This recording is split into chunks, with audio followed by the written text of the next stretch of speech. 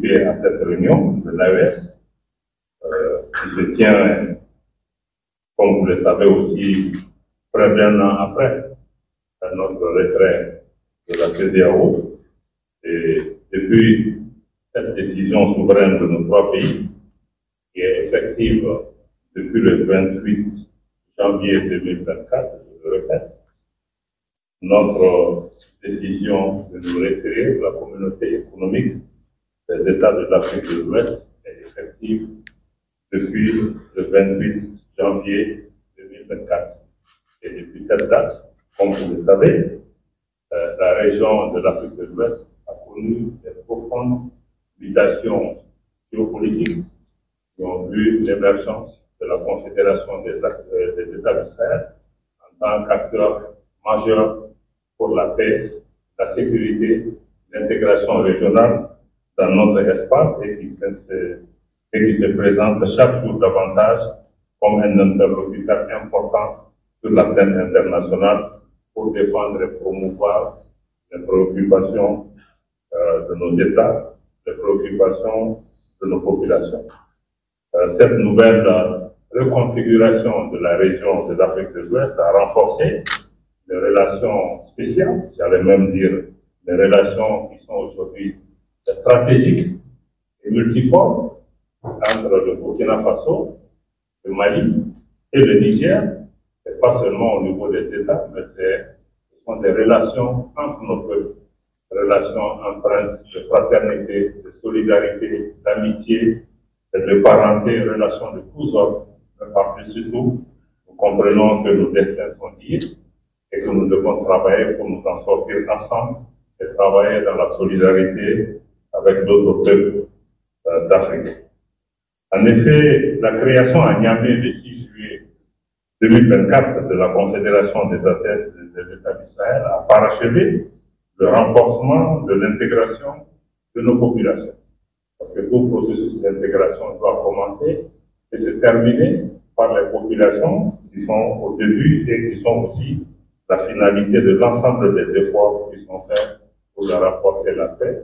et le développement, mais au-delà aussi que nos populations, comme nos jeunes enfants viennent de nous dire, la liberté et le devoir pour nous permettre de vivre dans la dignité. Et pour cela, il faut que nos États puissent s'affirmer. Durant nos travaux, comme pour tous les actes que nous posons depuis que la Confédération a été établie, nous travaillons donc à la préservation des intérêts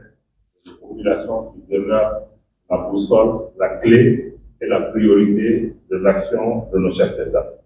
C'est dans cette dynamique constructive que nous venons de tenir la présente réunion des ministres des Affaires étrangères de la Confédération des États du Sahel,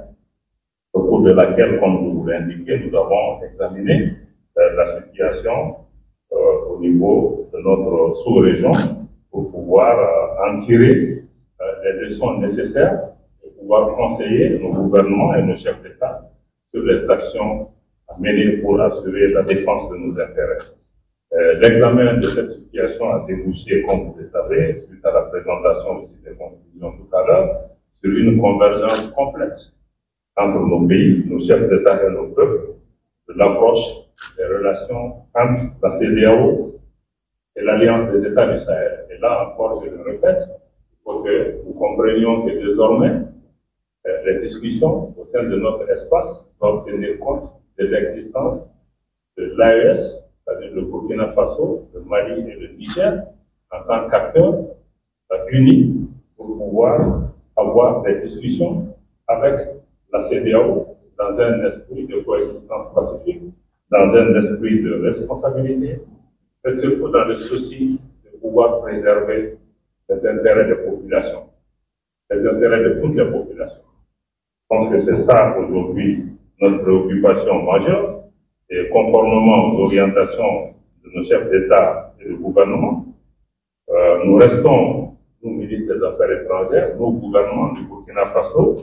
du Mali et du Niger, nous restons donc disponibles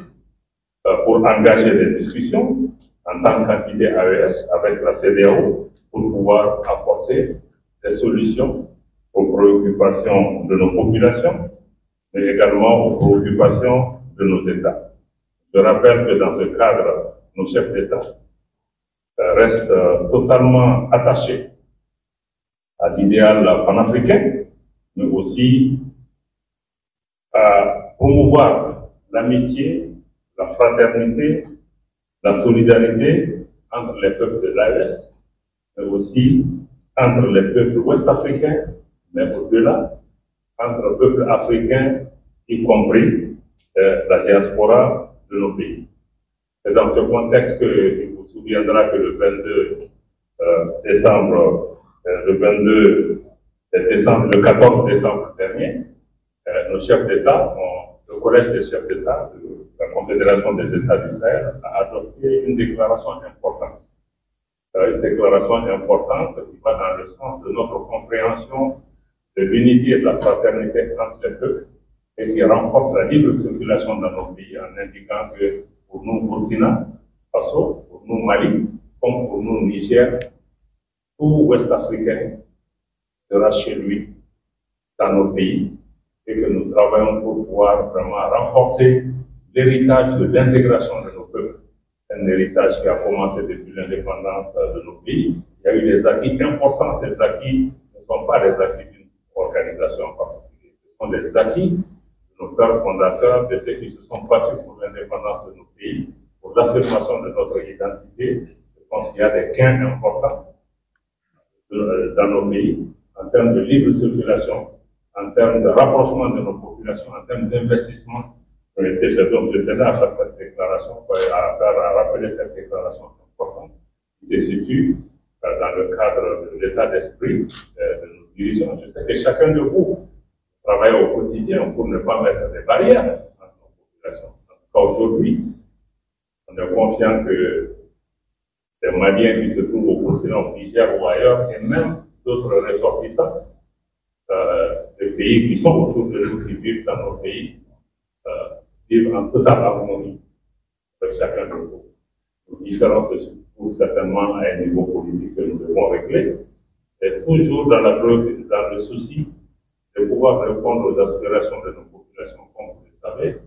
il y a 2 jours, nos chefs d'État, répondant à la nécessité de pouvoir conforter la libre circulation de nos personnes, mais aussi dans le cadre d'un acte souverain, ont mis en circulation des passeports estampillés Confédération des États du Sahel qui, à compter du 29 janvier prochain, seront des documents mis en circulation qui permettra à nos ressortissants de pouvoir circuler librement dans notre espace, hors de notre espace et dans le monde entier.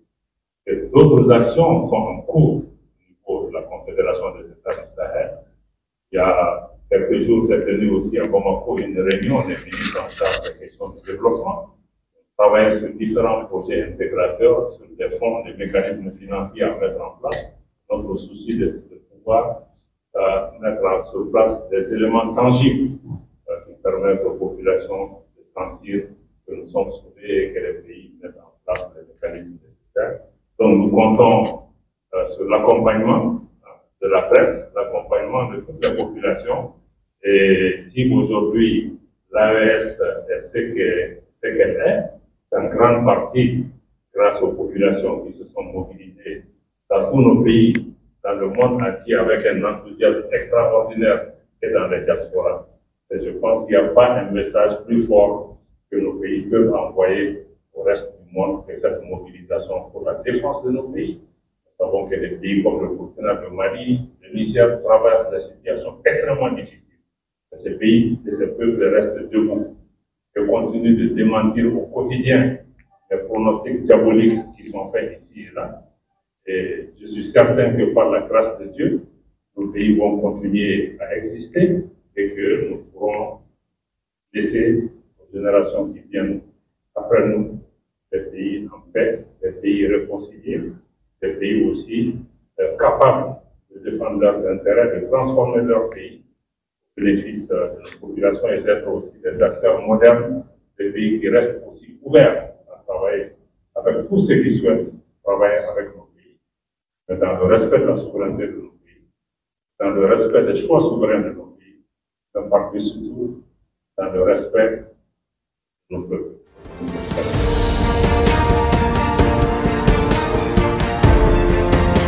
Je vais